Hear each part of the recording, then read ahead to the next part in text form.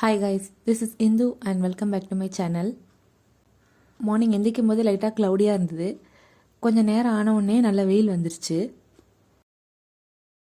1 வீக்காக கண்டினியூஸாக மழை பெஞ்சிட்டே இருந்ததுனால நான் வெளியே வந்து தண்ணியில் செடி நிறைய வச்சுருந்தேன். ஸோ எல்லாமே வந்து ஸ்பாயில் ஆயிடுச்சு அந்த தண்ணி பட்டு.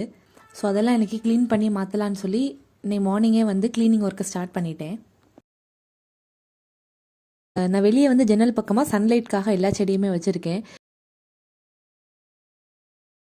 அந்த 1 வீக் வந்து நல்ல ரெயின் இருந்ததுனால அவ்வளோ தண்ணியுமே ஃபுல்லாக இந்த செடிக்கு மேலே தான் பட்டுகிட்டே இருந்தது. ஃபுல்லாக தண்ணி ஊற்றி அந்த பாட்டே வந்து க்ரீன் கலரில் மாறிடுச்சு. அந்தளவுக்கு ஸ்பாயில் ஆயிடுச்சு எல்லாமே. ஸோ எப்போவுமே வந்து இந்த பாட் வந்து க்ரீன் கலரில் ஆகாத மாதிரி வச்சுருக்கணும். அப்போ தான் இந்த செடி வந்து நல்லா வளரும். தண்ணியில் வைக்கும்போது வீக்லி ஒன்ஸ் வந்து தண்ணியை சேஞ்ச் பண்ணிகிட்டே இருக்கணும். ஸோ சேஞ்ச் பண்ணாமல் விட்டால் அந்த ரூட் வந்து அழுகி மேலே உள்ள இலையெல்லாம் வந்து ஸ்பாயில் ஆயிரும். ஸோ தண்ணி வந்து எப்போவுமே க்ளீனாக இருக்கணும்.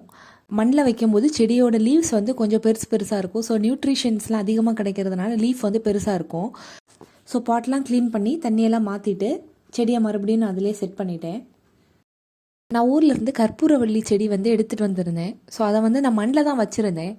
பட் வந்து அது சன்லைட் இல்லையா என்ன ரீசன்னு தெரியலை, அது வந்து நல்லா வளரலை. ஸோ அதனால் அதை நான் எடுத்து போட்டுட்டு இதை மட்டும் தண்ணியில் வளருதான்னு சொல்லி டெஸ்ட் பண்ணலான்னு சொல்லி நான் வச்சேன். ஆனால் வந்து தண்ணியில் வந்து கற்பூரவள்ளி எல்லாம் வந்து தண்ணியில் வளர்ந்துருக்கு. ஸோ 2 வீக்ஸாக தண்ணியில் வச்சுருந்தேன். வேர் வந்து நிறைய வந்திருக்கு. ஸோ அந்த லீஃப் வந்து தண்ணியில் படும்போது அது மட்டும் ஒரு மாதிரி பிளாக் ஆகி அழுகிருச்சு. ஸோ அந்த மேலே இருக்க 2 குட்டி இலையும் தண்ணியில் வச்சதுக்கப்புறம் வளர்ந்த 2 குட்டி இலை. மணி பிளான்ட்டில் இந்த மாதிரி ஸ்டெம் வந்து அழுகி இருந்துச்சுன்னா ஸோ அதுக்கு மேலே உள்ளது வரைக்கும் நம்ம கட் பண்ணி எடுத்துடணும். அந்த நோடுக்கு முன்னாடி உள்ளது வரைக்கும் கட் பண்ணிடணும். கட் பண்ணதுக்கு அப்புறமா ஒயிட் கலரில் இருந்துச்சுன்னா நெக்ஸ்ட் எந்த ப்ராப்ளமும் வராது, வளரும். ஸோ அதுவும் ஒரு மாதிரி பிளாக்கிஷாக ஆயிடுச்சுன்னா கண்டிப்பாக வளராது, அந்த செடி ஃபுல்லாகவே நாசமாயிரும். ஸோ ஃபைனலாக கிச்சனில் உள்ள எல்லாமே வந்து செட் பண்ணியாச்சு. ஸோ நெக்ஸ்ட் வந்து ஹாலில் பூஜை ரூமுக்கு மேலே நான் நிறைய செடி வச்சுருக்கேன். அதில் உள்ள எல்லாமே வந்து மணி பிளான்ட் தான். எல்லாமே தண்ணியில் தான் நான் வச்சுருக்கேன். இதில் தண்ணி வந்து 1 வீக் ஒன்ஸ் நான் மாற்றிடுவேன். ஸோ இந்த மாதிரி எல்லோ கலர் லீஃப் வந்தால் மட்டும் அதை மட்டும் நான் எடுத்து தூர போட்டுருவேன். இந்த செடி வந்து இந்த பிளேஸில் தண்ணியில் வைக்கும்போது குட்டியாக ஒரு பிளான்ட்டை தான் நான் வச்சுருந்தேன். ஸோ வச்சு வந்து ஒரு 3 வீக்ஸ்லேயே வந்து இது நல்ல பெருசாகவே வளர்ந்துருச்சு. இந்த பாட்டில் ஃபுல்லாக பார்த்தாலே தெரியும், ஃபுல்லாகவே வேறாக தான் இருக்கும். இந்த ஒரு மணி பிளான்ட் மட்டும் தான் என்கிட்ட மண்ணில் இருக்குது மணி பிளான்ட்டு. ஸோ இதை வந்து ரொம்ப லெங்க்த்தாக வளரும். ஸோ வளர நான் கட் பண்ணி எடுத்து தான் தண்ணியில் போட்டு வச்சுருக்கேன். ஸோ அதான் என்கிட்ட இவ்வளோ மணி பிளான்ட் இருக்குது. ஸோ மார்னிங் வந்து எல்லா ஒர்க்கையும் முடிச்சுட்டு கொஞ்சம் ஹெல்த் ட்ரிங்க் குடிச்சிட்டு கொஞ்சம் நேரம் பிரேக் எடுத்தேன். ஸோ நான் வந்து எந்த ஃபெர்டிலைசருமே யூஸ் பண்ணல, வெறும் மண்ணில் மட்டும்தான் வச்சுருக்கேன். வேறு எதுவுமே வந்து நான் அதில் போடலை. ஸோ நான் வந்து பண்ணுற ஒரே ஒரு விஷயம் வந்து அரிசி கழுவிட்டு அந்த தண்ணியை மட்டும் மணி பிளான்ட்டில் நான் ஊற்றுவேன். ஈவினிங் வந்து ஃப்ரெண்ட்ஸ் கூட ஒரு அவுட்டிங் இருந்தது. ஸோ நாங்கள் மூவி பார்க்க போகலான்னு சொல்லி ஒரு பிளான். ஸோ அதுக்கு நான் இந்த அவுட்ஃபிட் தான் சூஸ் பண்ணியிருக்கேன்.